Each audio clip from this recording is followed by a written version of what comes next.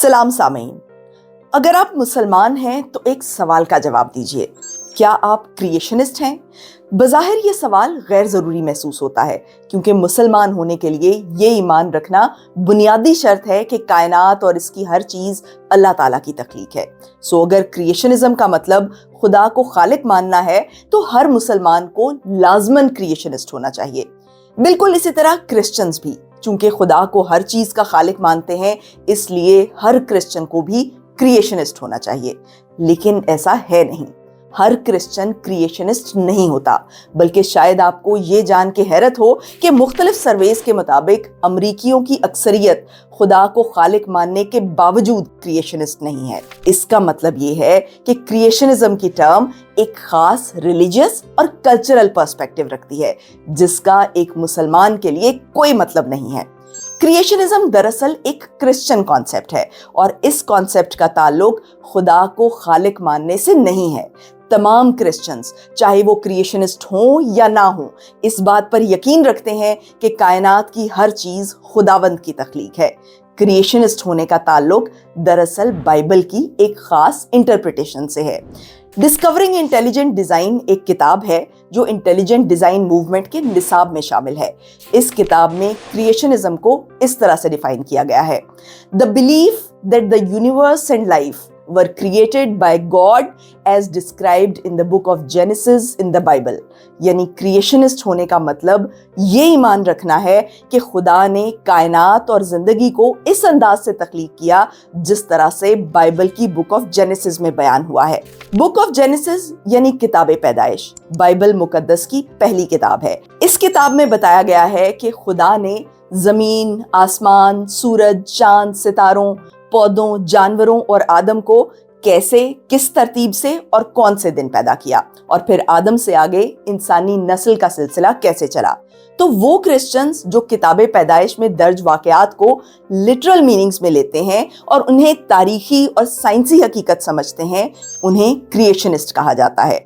ये लोग कायनात और जिंदगी के आगाज से मुतालिक जो साइंसी नजरियात हैं, उन्हें या तो सिरे से रिजेक्ट करते हैं या कोशिश करते हैं कि इन नजरियात को किसी ना किसी तरह बिब्लिकल टेक्स्ट के साथ कंपैटिबल बनाया जाए। जबकि दूसरी तरफ वो क्रिश्चियंस जो क्रिएशनिस्ट नहीं है, उनका मानना है कि किताबे पैदाइश में दर्ज वाकयात को तमसीली और अखलाकी नुक्ता नज़र से देखना चाहिए और कायनात और जिंदगी के आगाज के जो साइंसी नजरियात हैं, उन्हें अपने ईमान के खिलाफ नहीं समझना चाहिए। क्रिएशनिज्म के इस सयाको सबाक के पेश नज़र आप समझ सकते हैं कि किसी मुसलमान से ये पूछना कि वो क्रिएशनिस्ट है या नहीं, ये बिल्कुल बेमानी सवाल है। ये ऐसे ही है जैसे आप किसी क्रिश्चियन से पूछें कि वो हनफी है या शाफी। लेकिन इस बेमानी बात को पाकिस्तान में कुछ लोग इस्लामी तालीमात का हिस्सा बना रहे हैं। यही मामला इंटेलिजेंट डिजाइन का है। इंटेलिजेंट डिजाइन भी क्रिएशनिस्ट क्रिश्चियंस की एक मूवमेंट है जिसका ताल्लुक खुदा को खालिक तस्लीम करने से नहीं, बल्कि एक खास अंदाज का खालिक तस्लीम करने से है जो कि इस्लाम के तख्लीकी तसव्वुरात से बिल्कुल मुताबिकत नहीं रखता। लेकिन इसके बावजूद गुज़श्ता कुछ अरसे से पाकिस्तान में क्रिएशनिज्म और इंटेलिजेंट डिजाइन को इस्लामी तसव्वुरात बनाकर पेश किया जा रहा है और पब्लिक इन तसव्वुरात को इस्लामी समझकर कबूल भी कर रही है, ये जाने बगैर कि इन इस्तिलाहात का असल मतलब क्या है। क्रिएशनिस्ट क्रिश्चियंस में बहुत से स्कूल ऑफ थॉट हैं। इनका सबसे हार्ड लाइन ग्रुप यंग अर्थ क्रिएशनिस्ट कहलाता है। ये लोग साइंटिफिक एविडेंस को बिल्कुल कोई अहमियत नहीं देते और बुक ऑफ जेनेसिस में जो वाकयात बताए गए हैं और जो इंसानों का शजरा नस्ब बताया गया है, उसके हिसाब से ये लोग कायनात की तख्लीक को आज से करीबन 6000 से 10,000 साल पहले का वाकया करार देते हैं। दूसरी तरफ ओल्ड अर्थ क्रिएशनिस्ट हैं। ये लोग कायनात और ज़मीन की एज के हवाले से मेन स्ट्रीम साइंसी मौक़िफ़ को कबूल करते हैं। ये लोग थ्योरी ऑफ एवोल्यूशन को भी मुकम्मल तौर पर रद्द नहीं करते, ताहम इनका मानना है कि इर्तिका के साइंसी शवाहिद सिर्फ माइक्रो एवोल्यूशन को साबित करते हैं, जबकि मैक्रो एवोल्यूशन साइंसी लिहाज से साबित नहीं है। क्रिएशनिस्ट क्रिश्चियंस का latest school of thought intelligent design movement है।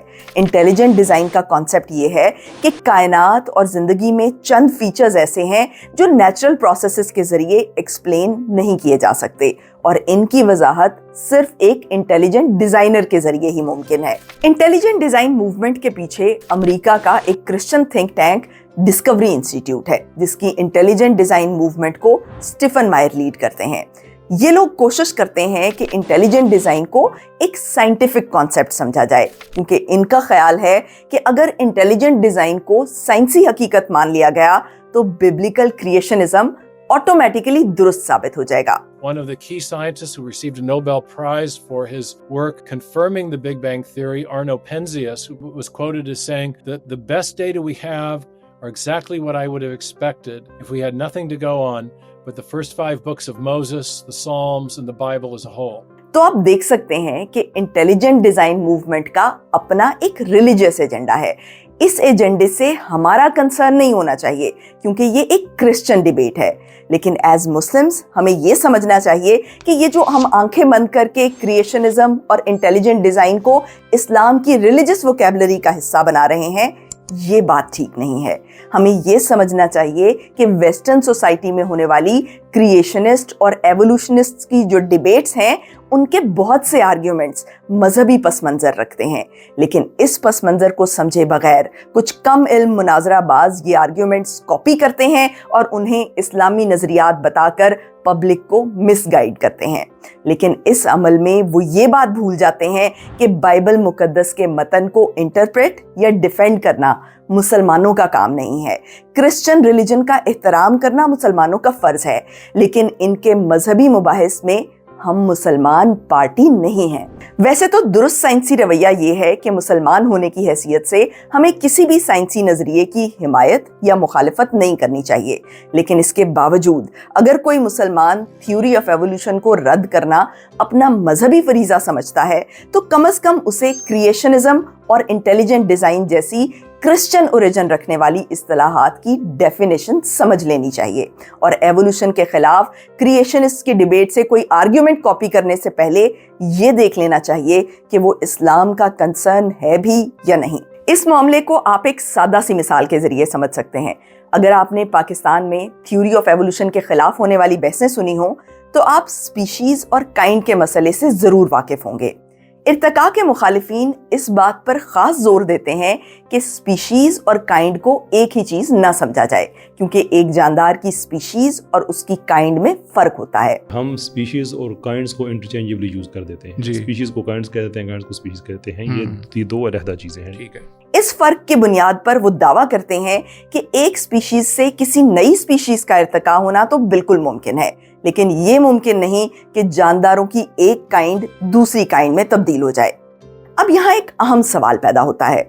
साइंस के हिसाब से जानदारों को बहुत से ग्रुप्स में क्लासिफाई किया जाता है, लेकिन इस क्लासिफिकेशन में काइंड नाम का कोई ग्रुप एग्जिस्ट ही नहीं करता। तो अगर काइंड नामी ग्रुप को साइंस में डिफाइन ही नहीं किया गया तो फिर काइंड और स्पीशीज में फर्क करने का कोई साइंसी मतलब बनता ही नहीं है। और अगर इस फर्क का कोई साइंसी मतलब नहीं है तो फिर सवाल ये है कि इस फर्क पर इतना एम्फेसाइज क्यों किया जा रहा है। काइंड अगर कोई साइंटिफिक क्लासिफिकेशन ही नहीं जानदारों की, तो फिर ये कहना कि एक काइंड दूसरी काइंड में चेंज नहीं हो सकती, इस दावे की कोई साइंसी हैसियत ही नहीं रहती। और अगर ये क्लेम साइंटिफिक नहीं है तो फिर इस दावे का ओरिजिन क्या है? फिर काइंड का ये मसला इर्तिका की डिबेट में कहां से आ रहा है? इस सवाल का जवाब समझने के लिए चंद बुनियादी बातों पर गौर करना जरूरी है। सबसे पहले तो ये नोट करें कि वो लोग जो एवोल्यूशन को रद्द करते हैं और पब्लिक को बार बार बताते हैं कि डार्विन की थ्योरी साइंसी लिहाज से गलत साबित हो चुकी है, वही लोग इस बात को तस्लीम करते हैं कि एक स्पीशीज से दूसरी स्पीशीज इवॉल्व हो सकती है। इस तजाद से जाहिर होता है कि डार्विन की थ्योरी का साइंसी लिहाज से डिसप्रूव होने का दावा गलत बयानी पर मबनी है। हाँ, अगर आप साइंटिफिक एविडेंस को कोई वैल्यू ना दें तो अलग बात है, वरना हकीकत ये है कि थ्योरी ऑफ एवोल्यूशन को आउटराइट रिजेक्ट करना साइंटिफिकली पॉसिबल नहीं है। جانداروں میں جینیٹک تبدیلیوں کا ظاہر ہونا اور نیچرل سلیکشن کے ذریعے ان کا اپنے ماحول سے مطابقت اختیار کرنا، یہ ایسے حقائق ہیں جنہیں سائنس بارہا مشاہدات اور تجربات کے ذریعے ثابت کر چکی ہے۔ میوٹیشن اور نیچرل سلیکشن کے ذریعے قدرتی طور پر نئی سپیشیز کا ارتقاء ہونا یہ محض قیاس آرائیوں پر مبنی نظریہ نہیں ہے، بلکہ ایک سائنٹیفک فیکٹ ہے، ایک آنکھوں دیکھی آبزرویشن ہے جسے جھٹلایا نہیں جا سکتا۔ زندگی اپنی شکل تبدیل کرتی ہے، پرانی انواع سے نئی انواع وجود میں آتی ہیں، اور یہ عمل ہماری آنکھوں کے سامنے جاری ہے۔ نیچر میں اس کی بہت سی مثالیں موجود ہیں جنہیں ہم کسی اور ویڈیو میں ڈسکس کریں گے، لیکن یہ بات ایک ثابت شدہ سائنسی حقیقت ہے کہ ایک سپیشیز سے دوسری سپیشیز ایوالو ہو جاتی ہے۔ تو اگر ایک سپیشیز سے دوسری سپیشیز بن جاتی ہے تو دوسری سے تیسری اور تیسری سے چوتھی اور چوتھی سے پانچویں سپیشیز کے بننے میں بھی سائنس کے لحاظ سے کوئی اصولی رکاوٹ نہیں ہونی چاہیے۔ لیکن ارتقاء کے مخالفین کو اس بات سے بہت دقت ہے۔ ان کا کہنا ہے کہ ایک نوع سے دوسری نوع کا وجود میں آنا مائکرو ایوولوشن ہے، اور مائکرو ایوولوشن کا ایویڈنس نیچر میں موجود ہے، لیکن میکرو ایوولوشن کا کوئی ثبوت نہیں ہے۔ ایک کائنڈ دوسری کائنڈ میں چینج نہیں ہو سکتی۔ لیکن یہاں ہمیں دو باتیں سمجھنے کی ضرورت ہے۔ ایک تو یہ کہ ایک سپیشیز سے دوسری سپیشیز کا وجود میں آنا یہ وہ باؤنڈری ہے جہاں ڈیفینیشن کے حساب سے مائکرو ایوولوشن میکرو ایوولوشن میں بدل جاتی ہے، اور دوسری بات یہ کہ میکرو ایوولوشن مائکرو ایوولوشن سے کوئی الگ پروسیس نہیں ہے، بلکہ مائکرو ایوولوشنز کے ایکیومولیٹ ہونے کا نتیجہ ہے۔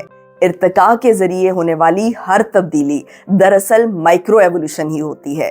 ارتقائی تبدیلیاں کسی بڑی اور اچانک چھلانگ کے ذریعے نہیں، بلکہ چھوٹے چھوٹے سٹیپس میں وقوع پذیر ہوتی ہیں، بالکل ایسے جیسے انسان کی عمر دبے پاؤں بڑھتی ہے۔ اگر انسان روزانہ اپنے چہرے کی تصویر لے تو چند مہینوں کے دوران وہ اپنے چہرے میں کوئی فرق نوٹ نہیں کرے گا، لیکن چند دہائیوں کے گیپ والی فوٹوز کو آمنے سامنے رکھا جائے تو کوئی پہچان بھی نہیں سکے گا کہ یہ وہی چہرہ ہے۔ بالکل اسی طرح ارتقاء کے سفر میں چھوٹی چھوٹی تبدیلیاں آہستہ آہستہ جمع ہوتی رہتی ہیں، اور وقت کے ساتھ ایسی انواع وجود میں آتی ہیں کہ جو اپنے پرانے اجداد سے بالکل مختلف ہوتی ہیں، اور اسے میکرو ایوولوشن کہا جاتا ہے۔ تو مائکرو ایوولوشن کو تسلیم کرنا اور میکرو ایوولوشن پر اعتراض کرنا ایک نامعقول بات ہے۔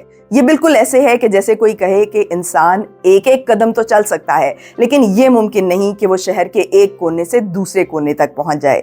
سائنسی لحاظ سے اس بات میں کوئی حقیقت نہیں کہ ارتقاء میں کائنڈ نام کی کوئی دیوار پائی جاتی ہے جس کو جاندار کراس نہیں کر سکتے۔ تو اب یہاں ہم اپنے سوال پہ واپس آتے ہیں کہ ارتقاء کی بحثوں میں سپیشیز اور کائنڈ کے فرق پر اتنا ایمفیسائز کیوں کیا جاتا ہے؟ تو اس کا جواب یہ ہے کہ کائنڈ کے مسئلے کا اوریجن دراصل بائبل کی بک آف جینیسس کی کچھ ورسز ہیں، جن میں بتایا گیا ہے کہ خدا نے پودوں اور جانوروں کی مختلف کائنڈز کو الگ الگ پیدا کیا۔ ان ورسز کے مطابق تخلیق کے تیسرے دن خدا نے گھاس، اناج اور پھلدار درختوں کی مختلف کائنڈز کو پیدا کیا۔ پانچویں دن سمندری مخلوقات کو ان کی کائنڈ کے مطابق پیدا کیا، اور پرندوں کو ان کی کائنڈ کے مطابق پیدا کیا، جبکہ چھٹے دن جنگلی جانوروں کو ان کی کائنڈ کے مطابق پیدا کیا، پالتو جانوروں کو ان کی کائنڈ کے مطابق پیدا کیا، اور رینگنے والے جانوروں کو ان کی کائنڈ کے مطابق پیدا کیا۔ یہ وہ ورسز ہیں کہ جن کو ایک خاص طرح سے انٹرپریٹ کرنے کے لیے کرسچن کریشنسٹ اس بات پر زور دیتے ہیں کہ سپیشیز اور کائنڈ میں فرق کیا جائے تاکہ ایوولوشن اور بک آف جینیسس میں کوئی مطابقت پیدا کی جا سکے۔ عام طور پر ان ورسز کی جو تشریح کی جاتی ہے کریشنزم کے حساب سے وہ یہ ہے کہ خدا نے تمام جانداروں کو ان کی موجودہ شکل میں تخلیق کیا، یعنی جتنی بھی کائنڈز ہیں پودوں اور درختوں اور جانور اور پرندوں کی، ان میں سے ہر کائنڈ کو خدا نے ان کی موجودہ شکل میں الگ الگ پیدا کیا ہے۔ ہر کائنڈ کے اندر تھوڑی بہت جینیٹک چینجز آ جاتی ہیں ماحول کی وجہ سے، جس کی وجہ سے ایک سپیشیز سے دوسری سپیشیز بن جاتی ہے، لیکن ایک کائنڈ کے جانداروں کا دوسری کائنڈ کے جانداروں میں تبدیل ہونا ممکن نہیں ہے۔ لہٰذا ایوولوشنری بایولوجسٹ کا یہ کلیم کہ ان تمام جانداروں کا کوئی کامن اینسیسٹر ہے یا یہ جاندار کسی ٹری آف لائف میں جڑے ہیں، یہ بات کریشنسٹ کے لحاظ سے غلط ہے۔ اس انٹرپریٹیشن کے بھی بہت سے ویریئنٹس ہیں ڈیپینڈنگ آن کہ کائنڈ کی ڈیفینیشن کیا ہے، اور کیا خدا نے ان کائنڈز کو ایک ساتھ پیدا کیا یا ایک سیریز میں وقفے سے کریٹ کیا۔ لیکن ان ورسز کی درست انٹرپریٹیشن کیا ہے، یہ ڈیبیٹ مسلمانوں کا کنسرن نہیں ہے۔ ہم یہ سوال کر سکتے ہیں کہ کیا اسلامی تعلیمات میں کچھ ایسا بیان ہوا ہے کہ اللہ تعالیٰ نے جانوروں اور پودوں کو کس طرح تخلیق کیا؟ لیکن بہت سے علماء نے یہ ریسرچ کی ہے کہ پودوں اور جانوروں کے حوالے سے قرآن و حدیث میں ایسا کچھ بیان نہیں ہوا جس میں بتایا گیا ہو کہ اللہ تعالیٰ نے پودوں اور جانوروں کی مختلف کائنڈز کو الگ الگ تخلیق کیا ہے، بلکہ مشہور اسکالر ڈاکٹر شعیب احمد ملک جو ارتقاء کے حوالے سے آدم اور انسان کی خصوصی تخلیق کے قائل ہیں، وہ لکھتے ہیں کہ اسلامک ٹیکسٹ میں ایسا کوئی قطعی بیان نہیں جو پودوں یا جانوروں کے ارتقاء کی تردید کرتا ہے۔ سو آپ دیکھ سکتے ہیں کہ اسپیشیز اور کائنڈ کے مسئلے کا مسلمانوں سے کوئی تعلق نہیں بنتا۔ یہ آرگیومنٹ صرف ایوولوشنسٹ اور کرسچن کریشنسٹ کی ڈیبیٹ ہے، جسے چند کم علم مناظرہ بازوں نے اسلام اور ارتقاء کی بحث کا موضوع بنا لیا۔ سیم یہی ایشو انٹیلیجنٹ ڈیزائن کی ٹرم کا ہے، جسے حالیہ برسوں میں بہت سے پاکستانی مسلمان اسلام میں خالق کے تصور کو بیان کرنے کے لیے بلا جھجک استعمال کرتے ہیں، یہ سمجھے بغیر کہ انٹیلیجنٹ ڈیزائن کا کانسیپٹ کیا ہے، اس کانسیپٹ کی سائنسی اور مذہبی حیثیت کیا ہے، اور انٹیلیجنٹ ڈیزائن موومنٹ کے مقاصد کیا ہیں۔ انٹیلیجنٹ ڈیزائن کے بارے میں ہم کسی اور ویڈیو میں تفصیل سے ڈسکس کریں گے، لیکن یہاں مذہب اور ارتقاء کی بحث کے بارے میں ایک بنیادی بات سمجھ لیں۔ سائنس ہمیں بتاتی ہے کہ ارتقاء ایک سائنسی حقیقت ہے، تمام جاندار ایک کامن اینسیسٹر سے ایوالو ہوئے ہیں، لیکن سائنس ہمیں یہ نہیں بتاتی کہ اس عمل میں خدا کا کوئی کردار ہے یا نہیں ہے۔ انفیکٹ خدا کے کردار کو ٹیسٹ کرنا سائنس کے لیے ممکن ہی نہیں ہے۔ سائنس صرف فطری اسباب کا مطالعہ کر سکتی ہے، سپر نیچرل کاز کا سائنسی مطالعہ کرنا ممکن ہی نہیں ہے۔ سو اگر آپ یہ مانتے ہیں کہ ارتقاء کے پیچھے خدا کی ڈائریکشن ہے تو یہ ایک مذہبی عقیدہ ہے، اور اگر آپ یہ مانتے ہیں کہ خدا کا اس عمل سے کوئی تعلق نہیں ہے تو یہ بھی ایک عقیدہ ہے۔ سائنس کے لحاظ سے ان دونوں میں سے کسی بھی دعوے کی تصدیق یا تردید نہیں کی جا سکتی۔ یہ مسئلہ سائنس کی حد سے آگے ہے۔ بہت بہت شکریہ۔